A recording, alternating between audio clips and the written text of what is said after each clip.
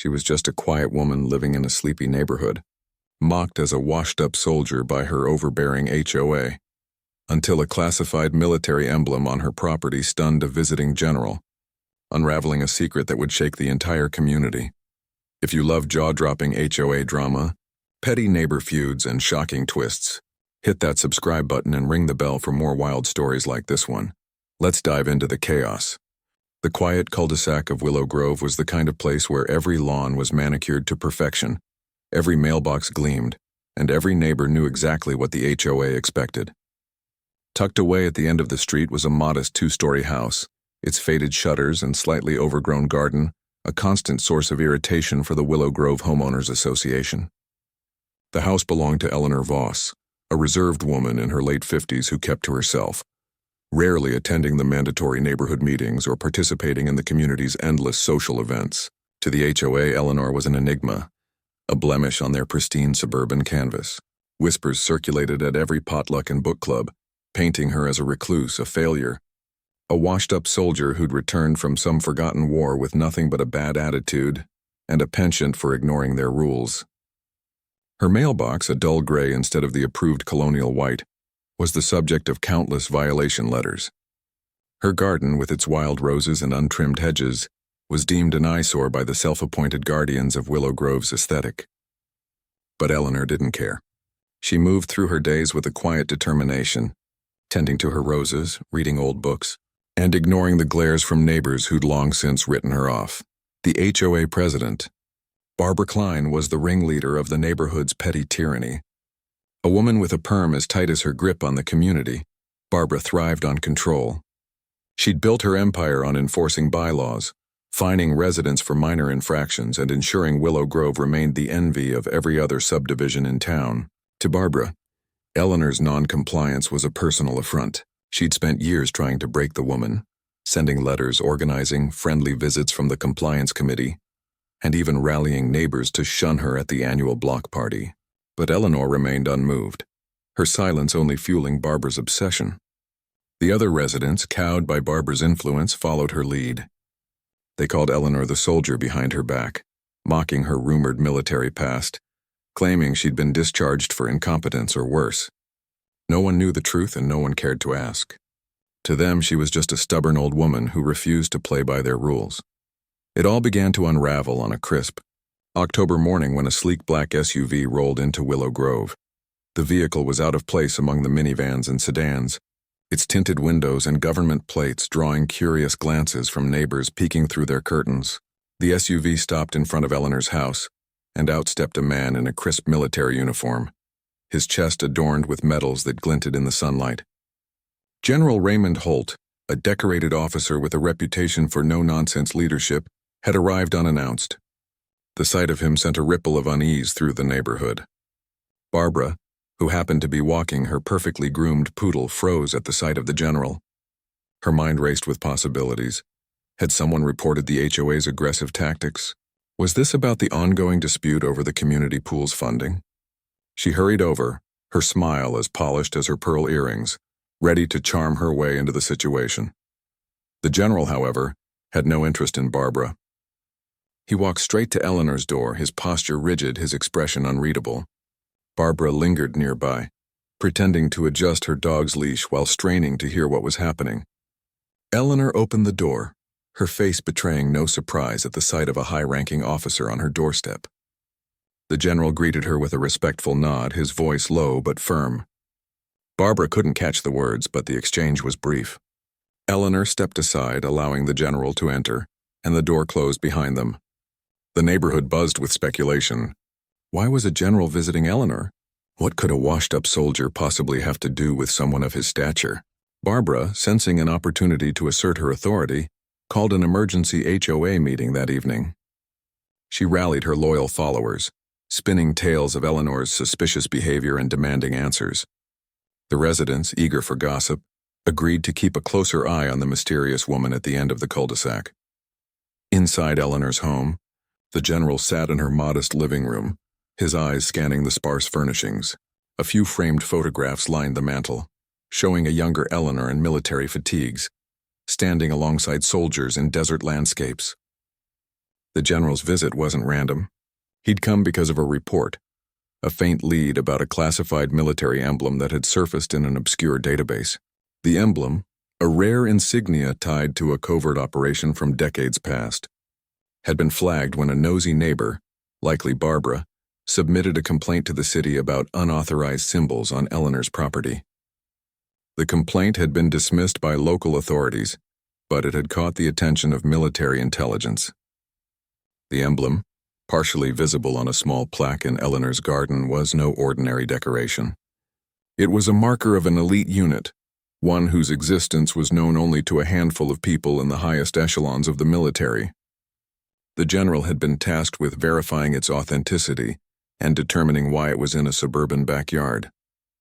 Eleanor's demeanor was calm as she led the general to her garden. The plaque, half hidden among the roses, was weathered but unmistakable. A stylized eagle clutching a dagger surrounded by a circle of stars gleamed faintly in the sunlight. The general's breath caught in his throat. He recognized it immediately, a symbol tied to Operation Nightshade, a mission so secretive that even he, a career officer, knew only fragments of its history. Eleanor said nothing, her hands folded as she watched him examine the plaque. The general's mind raced. How had this woman, dismissed by her neighbors as a nobody, come to possess such a relic? Was she a retired operative, a forgotten hero, or something else entirely? He asked no questions, knowing the answers might be beyond his clearance. Instead, he made a mental note to report his findings and request further investigation. As he left, he thanked Eleanor with a formal salute, a gesture that left her unmoved, but sent a shockwave through the neighbors watching from their windows. By the next morning, Willow Grove was a cauldron of rumors. Barbara, furious at being excluded from the general's visit, doubled down on her campaign against Eleanor. She circulated a petition to force Eleanor to remove the ugly plaque, claiming it violated HOA guidelines. The neighbors, emboldened by Barbara's rhetoric, signed without hesitation. But something was shifting. The general's visit had planted a seed of doubt. A few residents began to wonder if Eleanor was more than she seemed. The petition gained traction, but so did whispers of curiosity. Who was this woman really, and why had a general come to her door? As the HOA prepared to confront Eleanor with their latest demands, the truth about her past was beginning to surface, threatening to upend everything Barbara had built. The days following General Holt's visit were tense in Willow Grove. Barbara Klein's petition to remove Eleanor's plaque gained momentum, with nearly every resident signing it out of habit or fear of crossing the HOA president. The plaque, small and unobtrusive to anyone who didn't know its significance, had become the neighborhood's obsession. Barbara framed it as a matter of principle. Willow Grove's aesthetic standards had to be upheld, and Eleanor's refusal to comply was a direct challenge to the community's unity. She organized a special meeting at the clubhouse where she stood before the residents, her voice dripping with righteous indignation. She described Eleanor's garden as a blight, the plaque as a symbol of defiance, and the woman herself as a threat to their way of life. The residents nodded along, their agreement fueled by years of conditioning under Barbara's rule. But a few, those who'd seen the general's salute or heard whispers of his visit, sat quietly, their minds turning over the possibility that Eleanor wasn't the failure they'd been led to believe. Eleanor, meanwhile, continued her routine. She pruned her roses, swept her porch, and ignored the growing stack of HOA violation notices piling up in her mailbox. The general's visit had stirred something in her, though, a flicker of memory from a life she'd buried long ago. She'd never sought recognition for her service, never cared for the medals tucked away in a locked box upstairs. The plaque in her garden wasn't for show. It was a private tribute, a reminder of sacrifices no one in Willow Grove could ever understand. But the neighborhood's scrutiny was closing in. Barbara, emboldened by her petition's success, sent a final warning letter, threatening legal action if the plaque wasn't removed by the end of the week. Eleanor read the letter, her expression unreadable, and set it aside.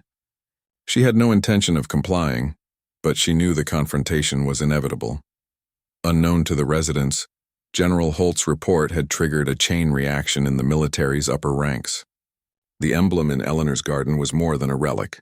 It was a key to a classified archive, one that held secrets about Operation Nightshade. The operation, conducted in the shadows of a decades-old conflict, had involved a small team of operatives whose actions had altered the course of history. Most of the team had been lost, their names erased from public records. The emblem was a marker of their existence, a rare acknowledgement of their sacrifice. The general's superiors, alarmed by its public exposure, dispatched a discreet team to investigate. They needed to know how Eleanor had acquired it, and whether she posed a risk to national security. A second visit was planned, this time with less fanfare but greater urgency. The tension in Willow Grove reached a boiling point when Barbara organized a compliance walk to Eleanor's house. Armed with her petition and a handful of loyal followers, she marched down the cul-de-sac, determined to force Eleanor's hand. The group gathered on the sidewalk, their murmurs growing louder as they stared at the offending plaque. Barbara raised a megaphone, ready to deliver her ultimatum, when a low hum interrupted her. Another black SUV appeared, this time accompanied by two unmarked sedans. The vehicles parked in front of Eleanor's house, and a team of men in plain suits emerged, their movements precise and purposeful. The neighbors froze, their confidence waning. Barbara lowered her megaphone, her face paling as one of the men approached her, flashing a badge that silenced her protests. The others moved to Eleanor's door, where she greeted them with the same calm she'd shown the general. The men spent hours inside, their presence hidden behind drawn curtains. Barbara and her followers lingered, unsure whether to stay or retreat. When the men finally emerged, they carried a small metal case, their expressions grim. Eleanor stood on her porch watching them leave. The plaque remained in her garden untouched. The neighbors whispered among themselves, their certainty about Eleanor crumbling. Barbara, humiliated by the rebuff, retreated to the clubhouse, vowing to regroup. But the tide was turning. The residents began to question her leadership, their curiosity about Eleanor growing. The military's interest, the emblem's mystery, and Eleanor's unshakable resolve were unraveling the HOA's grip on Willow Grove. As the SUVs disappeared down the street, a new question hung in the air. What else was Eleanor hiding? And how would it change the neighborhood forever? If you're hooked on this wild HOA drama, smash that like button, subscribe, and turn on notifications for the next 2 chapters. Trust me, the twists are only getting crazier.